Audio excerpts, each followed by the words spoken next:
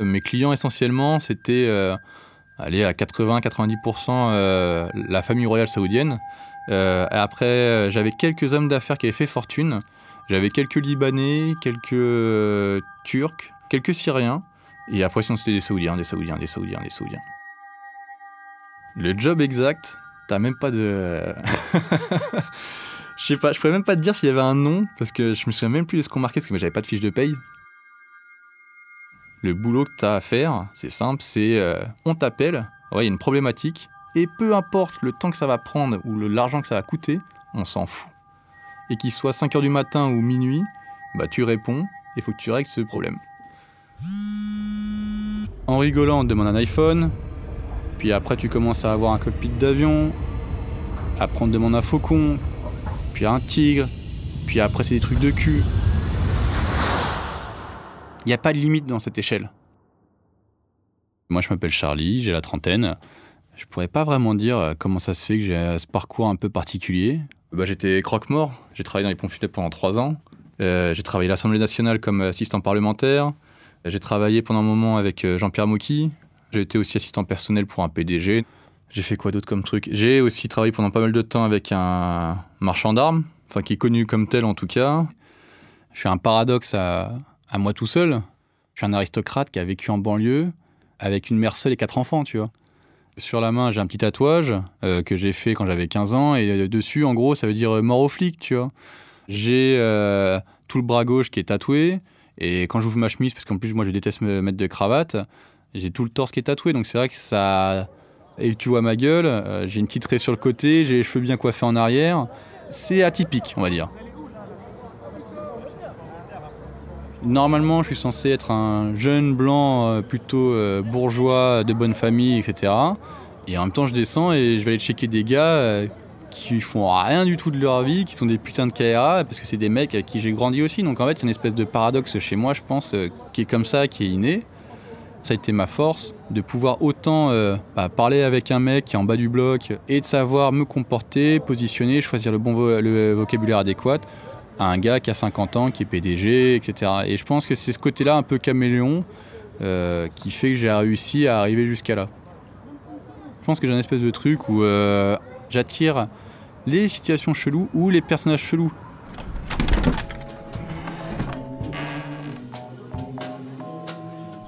J'étais très très souvent avec le marchand d'armes. Et donc je mangeais souvent avec lui et forcément les gens comme ça, il y a toujours une cour qui sont autour d'eux. Et t'en avais un qui travaillait avec lui et justement qui faisait ce service de conciergerie de luxe là. Ce qui s'est passé, c'est qu'il y avait des petits soucis au niveau justice, on va dire, avec le marchand d'armes avec qui je travaillais. Donc du coup j'ai arrêté de travailler avec lui et j'ai relancé un peu mes contacts et c'est là que je suis allé déjeuner donc, avec ce fameux monsieur qu'on appellera Monsieur M. Et du coup j'ai fait écoute, je sais que t'as beaucoup de boulot. T'es débordé, viens on bosse ensemble quoi tu vois. J'étais l'homme à tout faire qui trouvait d'autres personnes à tout faire. Tu peux passer avec le client en direct. Pour les Saoudiens, souvent c'est très rare, parce que les mecs ça reste des princes donc ils ont un melon, laisse tomber. Faut les appeler votre Altesse, votre Honneur, votre Magnificence, blablabla. Blablabla. Et souvent, donc en fait c'est l'homme de confiance, le butler, qui te connaît, c'est lui qui va t'appeler. Est-ce que tu peux venir pour telle chose aujourd'hui ?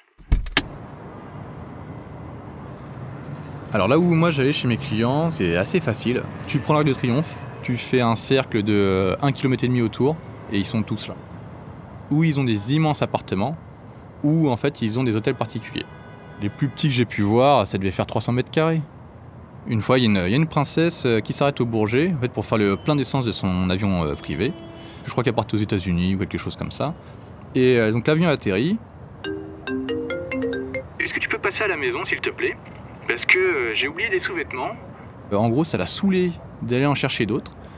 Et donc j'ai pris un scoot, je suis allé jusqu'à chez elle, donc à Paris, dans l'appartement. Je suis allé récupérer des culottes, je me suis tapé une mission jusqu'au Bourget pour lui déposer 3 culottes. Ça, tu factures, mais tu factures très très bien le service, quoi. C'est pas une course Uber. Hein. Moi, officiellement, j'étais auto-entrepreneur, mais j'ai jamais rien déclaré. La personne avec qui je travaillais, lui, il me passait 1 500 € net par mois. Et j'avais mes frais qui étaient remboursés, je payais pas mon essence, les machins, etc. Et à côté de ça, en fait, c'est tous les pourboires. Sauf que le gars, il va pas te filer 10 €, il va te filer un billet de 500. Les petites sommes, ça les fait paniquer parce qu'en fait, ils ne se rendent pas compte de ce que c'est. Tu leur fais une facture de 800 balles en disant c'est ça, et ils n'arrivent pas à se rendre compte, 800 balles, c'est même pas la paire de chaussures que j'ai au pied, quoi, tu vois. Les petites sommes les mettent très très mal à l'aise. Moi, je me souviens d'un gars qui avait pété un plomb parce qu'un matin, on arrive chez lui, il gueule dans la baraque, et en fait, il voulait, je crois que c'était 100 ou 150 000 euros en espèces, et il comprenait pas pourquoi la banque où il était en France ne voulait pas qu'il retire 100 ou 150 000 balles. Un 25 décembre, matin de Noël, le téléphone qui sonne une fois, deux fois. Et là, je décroche et je vois c'est le butler, donc le super majordome d'un de mes très gros clients. Ouais, putain Charles, est-ce que tu peux venir ce matin? Il y avait un des princes qui avait reçu une Xbox et en fait, il savait pas comment la brancher. Donc genre, je suis arrivé, j'ai branché la Xbox sur la télé, sur la prise électrique. On a allumé, on lui a créé un compte. Et je suis bah voilà, ça fonctionne comme ça. Si tu veux jouer à ça, enfin, si vous voulez jouer à ça, à votre honneur, machin, à votre altesse, blablabla. Donc j'ai passé mon 25 décembre, le matin de, je crois, de 10h à midi, à faire un tuto Xbox à un prince. Donc ça m'a pris 2 heures, j'ai pris 500 balles, je crois, ou 600, je sais plus, je crois que j'avais pris 500 balles. Quand tu as des demandes un peu particulières de ces clients-là, tu peux pas avoir l'air surpris. Quand ils te demandent quelque chose, faut toujours que tu dises « Ouais, pas de problème ». Et même si c'est un problème, et même si tu sais que c'est compliqué et que ça va être chaud, si tu lui dis non, en fait, c'est là où il y a tout un jeu qui se met en place. C'est que si jamais tu dis non, il va faire « Ah d'accord » et il va jamais te rappeler. Et tu perds un client. Moi, je me souviens d'un client, par exemple, il nous avait dit « Oui, Charlie, tu sais que c'est bientôt mon anniversaire, machin, etc. Bah, j'aimerais bien un tigre et un faucon. » Autant un faucon, bon, je pense qu'il y a moyen. Un tigre, c'est un gros chat, quoi, tu vois, faut quand même aller chercher le truc. En fait, on a fini par trouver une filiale ou une filière turque. On avait trouvé ce tigre pour 10 000 euros. Et la seule condition, c'est qu'il fallait le chercher en Turquie. Et imagine que tu fais Istanbul-Paris en voiture, tu te fais choper à la donne avec un tigre dans le coffre, tu dis quoi? Pour en même temps contenter le client et pas me retrouver dans une position un peu délicate, je lui ai dit, je fais bah voilà, je t'ai trouvé ton faucon. Par contre, pour le tigre, je l'ai trouvé, mais je n'ai pas de transport. Je sais qu'à un moment, il avait hésité à dire bah vas-y, moi je m'en fous, j'envoie un avion privé pour le chercher, etc.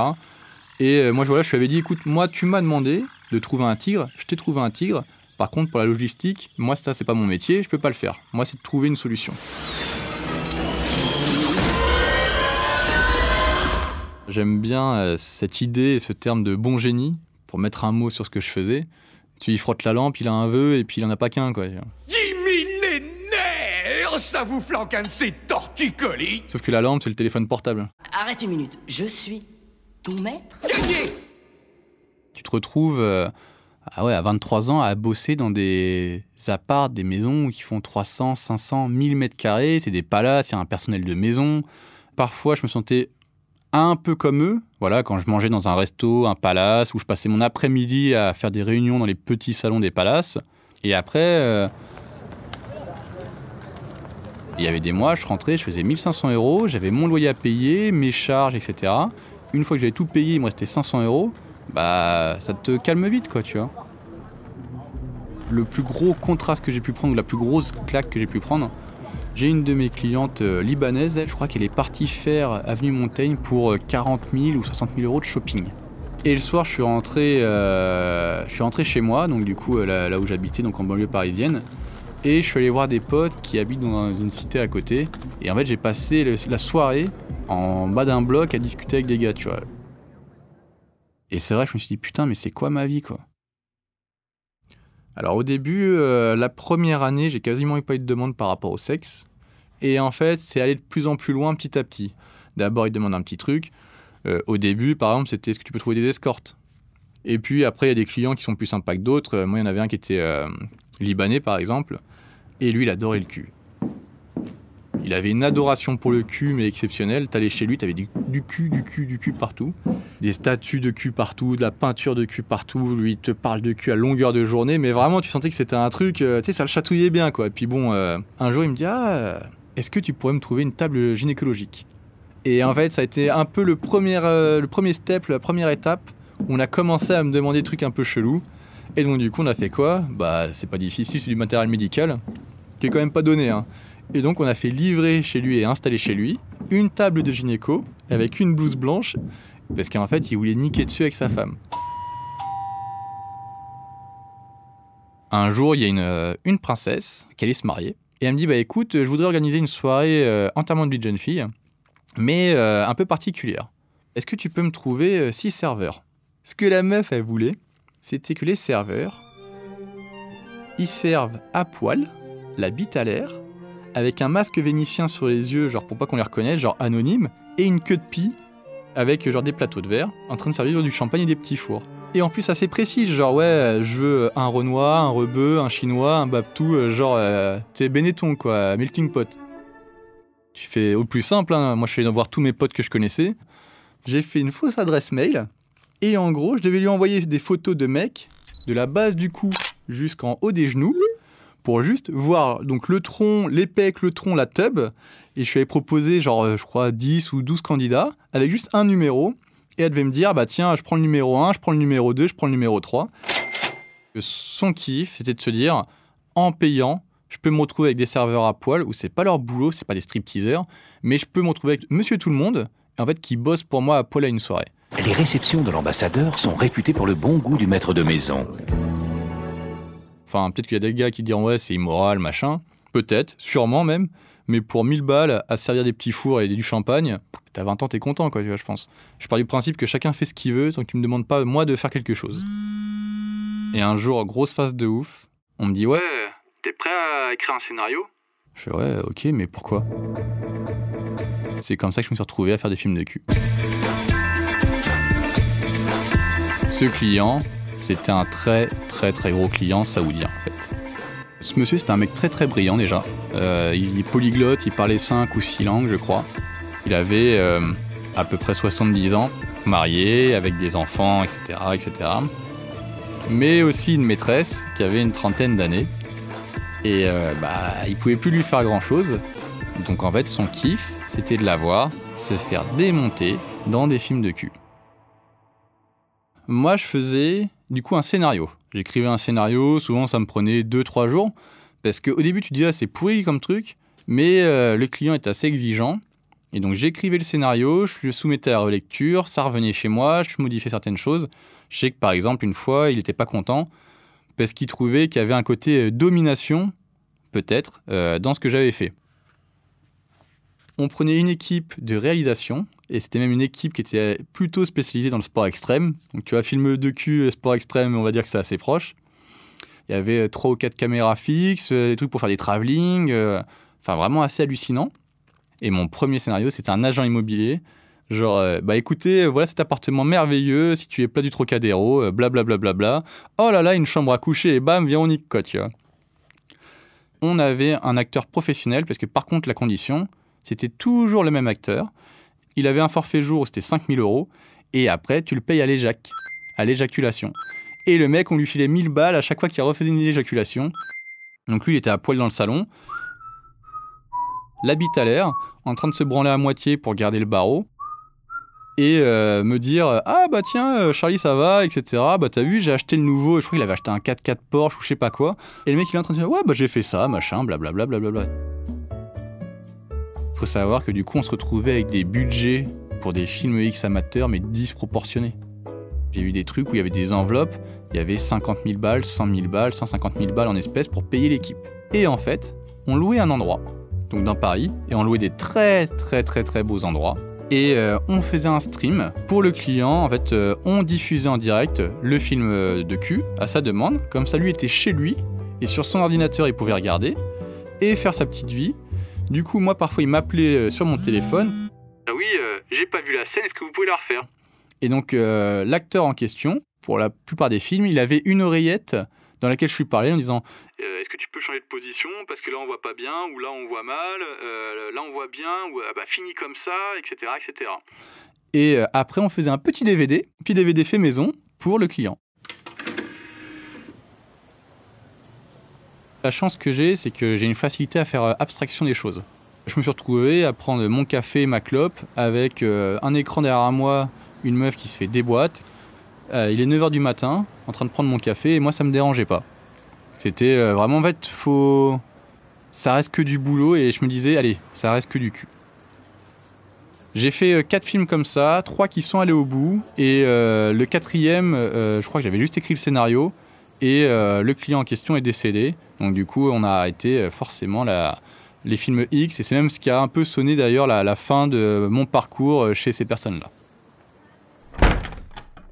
Si c'était à refaire, est-ce que je le referais? Ça, c'est pas sûr. Pas que j'en ai honte ou que c'est des mauvais moments. Mais d'une certaine manière, je me dis que j'ai perdu un peu de temps, tu vois. J'ai perdu 2 ans à faire ça. Et même si j'ai fait de l'argent, vu que j'avais 22-23 ans, je claquais mon oseille, quoi, tu vois. J'ai rien mis de côté. Je m'achetais une télé à 900 €, à quoi ça sert? Les 2 choses, ouais, on va dire, qui ont fait que j'ai arrêté, c'est que déjà, je commençais à être usé nerveusement. Pour le dire comme ça, t'es leur pute. C'est-à-dire que les mecs, si t'appelles à 23h, tu décroches à 23h. Et si en fait tu ne décroches pas, eux ils appelleront quelqu'un d'autre. Donc nerveusement, c'est quand même très très fatigant. Honnêtement, moi en fait j'ai trouvé ça malsain. Avec cet argent, il n'y a plus de loi, il n'y a plus de limites, il n'y a plus de règles. Et la plupart des choses que j'ai pu faire étaient hyper border. À la frontière de la légalité, où tu te retrouves parfois tiens, ils ont des demandes en drogue, t'appelles des dealers si tu veux, ou ils ont des demandes en filles, et tu trouves des escortes. Tout est comme ça. À Paris, tout le monde sait qu'ils font ce qu'ils veulent, mais personne ne dit rien. Il y a certaines choses, par contre, je sais que je pouvais pas. Tu peux me payer ce que tu veux, autant que tu veux, me donner la somme que tu voudras, mais par exemple, il y avait des choses qui touchaient à des gamines qui avaient 16, 17 ans, 18 ans. Ok, c'est leur choix d'être escorte ou des choses comme ça, mais très vite, moi, tout ce qui touchait aux mineurs, je voulais pas, ça me dérangeait. Une fois, on m'avait demandé de voir avec le butler pour aménager de l'espace pour le personnel de maison. Ça fonctionne par hiérarchie, et en fait la hiérarchie, ça fonctionne suivant ta nationalité. Et il faut savoir que pour ces gens-là, ceux qui sont en bas de l'échelle, mais en bas de l'échelle, c'est les Philippins. Ils n'ont aucune considération pour eux. C'est les femmes de ménage, ceux qui font les courses, etc. Donc je bossais dans un appart où il y avait des travaux, et je sais pas, il devait y faire 300, 400 mètres carrés, un truc avenue Foch, donc ça va, quoi, tu vois, c'est important.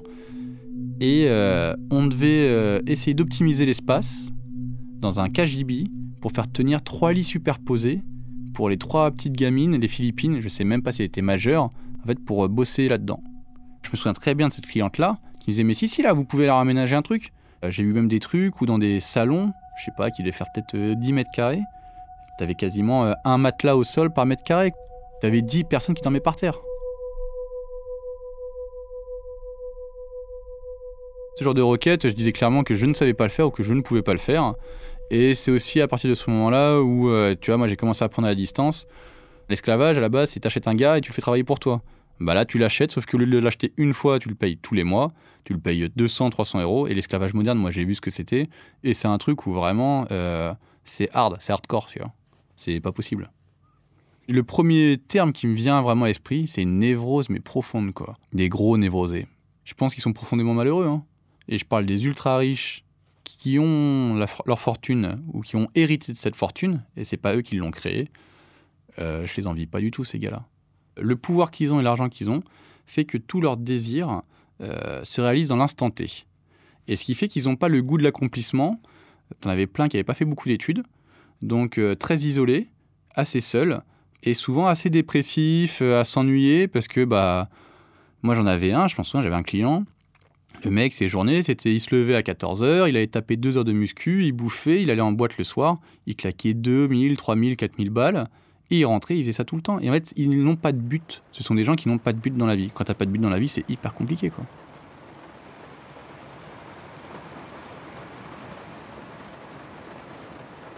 Il y avait des gamins qui avaient 18 ans, et les mecs avaient plusieurs Ferrari, avaient des Rolex, des machins, ou des montres vraiment, si tu veux, disproportionnées pour leur âge. Ils achetaient des montres à 200 000 balles, quoi. Et ces gamins-là, si à 18 ans t'as ça, à 30 ans tu vas faire quoi, tu vois? Arte Radio. En gros, imagine que leur vie c'est Instagram. Tout le monde sait qu'Instagram c'est du vent. Tout le monde sait qu'Instagram tu regardes, on te montre que le bon côté de la vie, etc. Leur vie c'est Instagram. .com.